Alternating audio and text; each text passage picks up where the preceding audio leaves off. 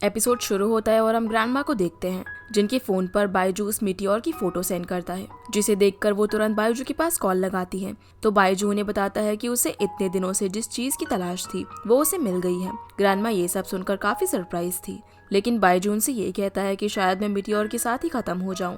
जिस पर ग्रैंडमा कहती है कि तुम उस मीटियोराइट को अपने साथ ले आओ और हम लोग आराम से बैठकर बेस्ट डिसीजन लेंगे।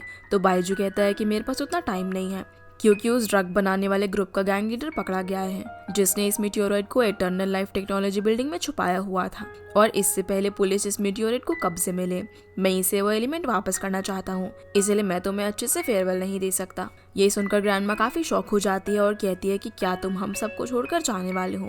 जिस पर बायजू कहता है कि अगर मैं चला भी गया तो तुम कंपनी का और बाकी सब लोगों का अच्छे से ख्याल रखना। उसकी ये बात सुनकर ग्रैंडमा काफी इमोशनल हो जाती है और उससे उसका एड्रेस पूछती है। तो बायजू कहता है कि तुम पागल मत बनो, क्योंकि जब तक तुम यहाँ पर आओगी तब तक पुलिस भी यहाँ पर आ जाएगी। फिर वो लास्ट में उसे गुड बाय बोलकर फोन कट कर देता है, जिसके बाद वो उस ग्लास को ओपन करने के लिए बटन प्रेस करता है। तो ग्लास ओपन होते ही उसके हाथ में पेन होने लगता है और वो म्यूटेट होने लगता है, लेकिन इससे पहले वो म्यूटेट होता वो हिम्मत से आगे बढ़कर उस पर अपना हाथ रख देता है। ऐसा करने पर उसे काफी तकलीफ होती है और अगले ही पल वो बेहोश हो जाता है। इधर ये दोनों रूम के अंदर काफी लाइट देखते हैं, तो जिन तुरंत डोर ओपन करके उसके पास जाती है और रोते हुए बायजू को जगाने की कोशिश करती है। तभी डॉक्टर लिन, जो कि यहाँ पर अपना असली चेहरा दिखाता है और उस मीटियोराइट को लेकर यहाँ से भाग जाता है, लेकिन जिन उस पर ध्यान ही नहीं देती, क्योंकि वो तो बायजू को होश में लाने की कोशिश कर रही थी। फिर बायजू को होश आ जाता है और ये देखकर जिन काफी खुश होती है। फिर वो उसकी फिंगर पर जोर से काटती है, लेकिन अब उसकी फिंगर हील नहीं होती, यानी कि अब वो बिल्कुल ही नॉर्मल हो चुका था। अब जब ये दोनों यहाँ से जाने लगते हैं तो बायजू देखता है कि वो मीटियोर यहाँ से गायब हो चुका है। जिसके बाद ये दोनों बाहर आकर देखते हैं कि वो गार्ड भी फ्लोर पर बेहोश पड़ा हुआ है। ये देखकर जिन कहती है कि शायद जाओ ने उस गार्ड को इंजर्ड करके डॉक्टर को किडनैप कर लिया है, लेकिन बायजू को तो कुछ और ही गड़बड़ लग रही थी। खैर, इससे पहले यहाँ पर पुलिस आती है, ये दोनों बिल्डिंग से बाहर निकल जाते हैं। ग्रैंडमा भी यहाँ पर पहुँच चुकी थी, जो कि बायजू को सही सलामत देखकर काफी खुश होती है। जिसके बाद ये सब यहाँ से जाने लगते हैं। तो रास्ते में जिन डॉक्टर लिन के पास कॉल करती है, जो कि जाओ के साथ कार से कहीं पर जा रहा था। जिन उससे पूछती है कि तुम कहाँ हो और तुम्हें पता है कि पुलिस तुम्हारे पीछे भी आ सकती है, क्योंकि वो मीटियोर वहाँ से गायब हो चुका है, इसलिए हम तुम्हें लेने आ रहे हैं। जिसके रिप्लाई में डॉक्टर कहता है कि इसकी कोई जरूरत नहीं है और मैं बिल्कुल ठीक हूँ, इसलिए तुम जहाँ हो वहीं पर रहो। फिर बायजू डॉक्टर से बात करता है, तो डॉक्टर उससे कहता है कि तुम्हें जो चाहिए था वो तुम्हें मिल गया और मुझे जो चाहिए था वो मुझे मिल गया, इसलिए आज से हम दोनों के रास्ते अलग हैं। अब यहाँ हमें पता चलता है कि असल में डॉक्टर उसी विलेज से बिलोंग करता है जहाँ पर सबसे पहले मीटियोराइट गिरा था, और उस विलेज के लोग इस मीटियोराइट को काफी होली मानते थे। लेकिन जब उस दिन बायजू इस मीटियोर पर आकर गिरा था तो उस मीटियोर से एक टुकड़ा टूट गया था, जिसमें से वो रेडिएशन वाला एलिमेंट बायजू के अंदर चला गया, और इस इंसिडेंट के बाद उस विलेज पर काफी डिजास्टर आए, जिस कारण से सारे विलेजर्स को यहाँ वहाँ जाना पड़ा। यही नहीं, जिस भी विलेजर ने उस मीटियोर के टुकड़े को टच किया था उन्हें एक अजीब सी डिजीज होने लगी, और साथ ही साथ उनके होने वाले बच्चे पर भी इसका असर पड़ रहा था। फिर इस डिजीज के ट्रीटमेंट के लिए डॉक्टर लिन के फादर ने काफी स्टडी की और उस मीटियोर की हेल्प से एक ड्रग तैयार किया, जिससे कुछ लोग तो ठीक हो गए, लेकिन काफी लोगों की इस ड्रग से मौत भी हो गई, जिस कारण से डॉक्टर लिन के फादर को पुलिस ने पकड़ लिया और उसे जेल हो गई। अब अपने फादर की ड्रीम को पूरा करने के लिए डॉक्टर लिन ने उस ड्रग को अपडेट करना शुरू कर दिया, जिसका एक्सपेरिमेंट वो लोगों पर करता था, ताकि एक दिन वो ड्रग सेफली काम करे और लोगों को यकीन हो जाए कि डॉक्टर लिन के फादर गलत नहीं थे। आखिर में डॉक्टर लिन कहता है कि अब ये मीटियोर मेरा है और अब मैं इसकी हेल्प से एक्सपेरिमेंट कंटिन्यू करूंगा।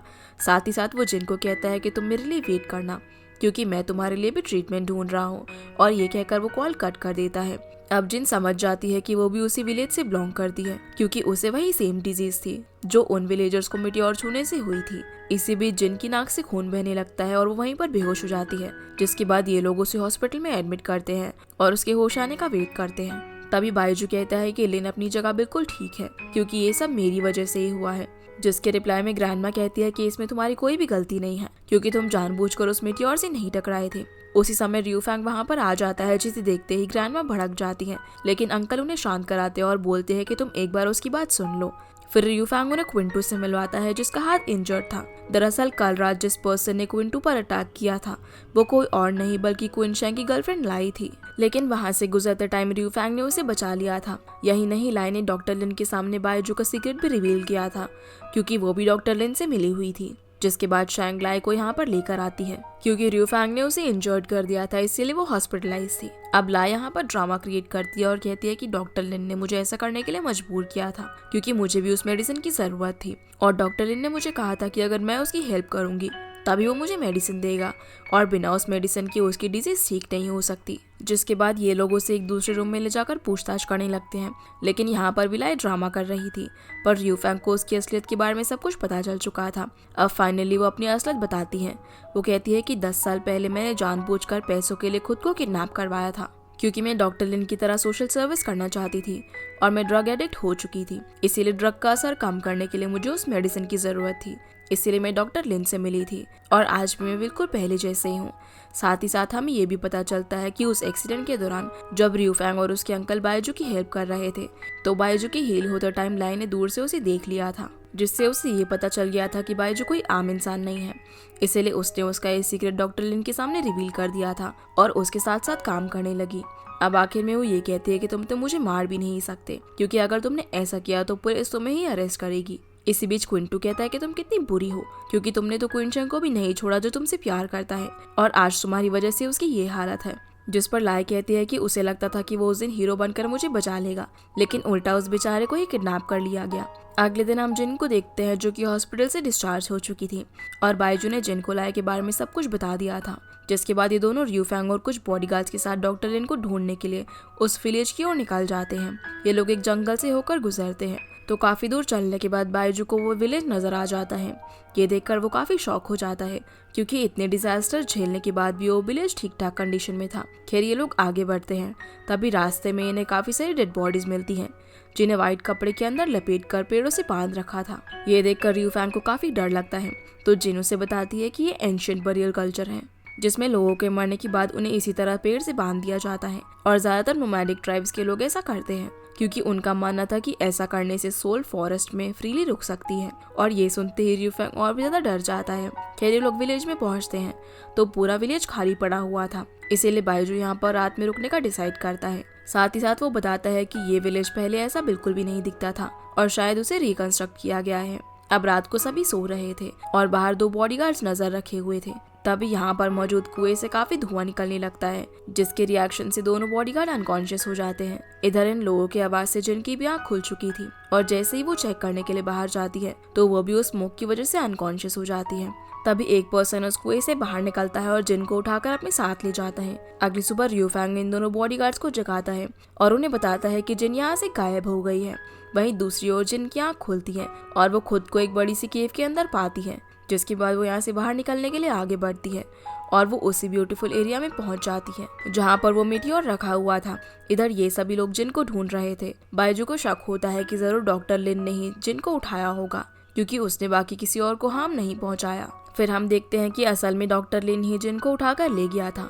वो जिन के पास एक फ्लावर लेकर जाता है और कहता है कि मुझे पता था कि तुम मुझे ढूंढने के लिए जरूर आओगी। तो जिन उससे पूछती है कि बाकी लोग कहाँ पर है और तुमने उनके साथ क्या किया, जिस पर डॉक्टर कहता है कि मैं एक मेडिकल रिसर्चर हूँ, ना कि कोई सीरियल किलर। फिर वो जिन को कन्विंस करने लगता है कि उसने जो भी किया वो बिल्कुल ठीक किया, लेकिन जिन उसकी बात से एग्री नहीं करती और कहती है कि तुमने बहुत सारे लोगों की जान ली है, इसीलिए तुम सिर्फ एक मर्डरर हो। तभी जिन उसकी आंखों में कुछ स्प्रे करती है और यहाँ से भागने लगती है, लेकिन ये एरिया एक लेयर से कवर था जिस कारण से जिन यहाँ से भागने में नाकामयाब हो जाती है। इसी बीच डॉक्टर जाओ उसे पकड़ने के लिए वहाँ पर पहुँच जाता है, लेकिन इससे पहले वो उसे हार्म करता। क्विंशेंग यहाँ पर आ जाता है और जाओ को हिट करके बेहोश कर देता है, जिसके बाद क्विंशेंग उस लेयर को एक बॉम्ब की हेल्प से तोड़ देता है और जिन को लेकर यहाँ से निकल जाता है। रास्ते में क्विंशेंग जिन को बताता है कि मैंने उनके वाटर पंप को डैमेज कर दिया है और जल्द ही इस जगह में एक्सप्लोजन हो जाएगा, जिस कारण से ये जगह पूरी पानी से भर जाएगी। ये सुनते ही जिन उसे खरी खोटी सुनाने लगती है और दोनों दोबारा बच्चों की तरह झगड़ने लगते हैं। खैर आगे दोनों एक पहाड़ी की चोटी पर पहुंच जाते हैं जहां बायजू और बाकी लोग भी मौजूद थे। यहाँ जाओ और डॉक्टर लिन भी अपने गार्ड्स के साथ पहुंच जाते हैं। तभी जिन कहती है कि हमें यहाँ से जल्दी निकलना होगा क्योंकि क्विंशेंग ने इस जगह को डैमेज कर दिया है। और अगले ही पल यहाँ पर लैंडस्लाइड होने लगती है जिसमें ये सभी लोग इन्वॉल्व हो जाते हैं, लेकिन लकीली बायजू जिन और क्विंशेंग को बचा लेता है। तभी रियूफैंग और एक गार्ड इनकी हेल्प करता है और रस्से की हेल्प से इन्हें ऊपर ले आते हैं। इसी बीच डॉक्टर लिन भी किसी तरह बचकर ऊपर आ जाता है और देखता है कि वो जगह पूरी तरह से डिस्ट्रॉय हो चुकी है। ये देखकर वो बाइजू को कहता है कि जो मुझे नहीं मिला वो तुम्हें भी नहीं मिलेगा, जिस पर बाइजू कहता है कि मुझे कुछ नहीं चाहिए क्योंकि मेरे पास किसी भी चीज की कोई कमी नहीं है। दरअसल ये बात वो जिन को देखकर बोल रहा था, क्योंकि जिन के पास जीने के लिए थोड़ा ही टाइम बचा हुआ था। अब फाइनली इन लोगों को यहाँ से रेस्क्यू कर लिया जाता है और डॉक्टर लिन खुद को सरेंडर कर देता है। अगले सीन में हम जिन को हॉस्पिटल में देखते हैं क्योंकि उसका ऑपरेशन हो चुका था। अब ऐसे ही टाइम बीतने लगता है और बाइजू अक्सर डॉक्टर लिन से जेल में मिलने जाता है। वहीं दूसरी ओर र्यू फैंग एक फेमस स्टोरी राइटर बन जाता है और क्वीन चैंग भी अब बिल्कुल ठीक हो चुका था, जिसके बाद सीन बाइजू और जिन की शादी पर शिफ्ट होता है क्योंकि जिन की डिजीज का ट्रीटमेंट हो चुका था और वो अब बिल्कुल ठीक हो गई थी। अब इस रोमांटिक मोमेंट में एक रोमांटिक सॉन्ग के साथ इन दोनों की शादी हो जाती है और इस ड्रामा की हैप्पी एंडिंग हो जाती है। तो गाइज ये थे आज के वीडियो एंड आई होप आप लोगों को ये वीडियो पसंद आई होगी। तो इस वीडियो को लाइक कर चैनल को सब्सक्राइब जरूर कीजिएगा। आपसे फिर मिलते हैं अगले इंटरेस्टिंग ड्रामा में, तब तक के लिए गुड बाय।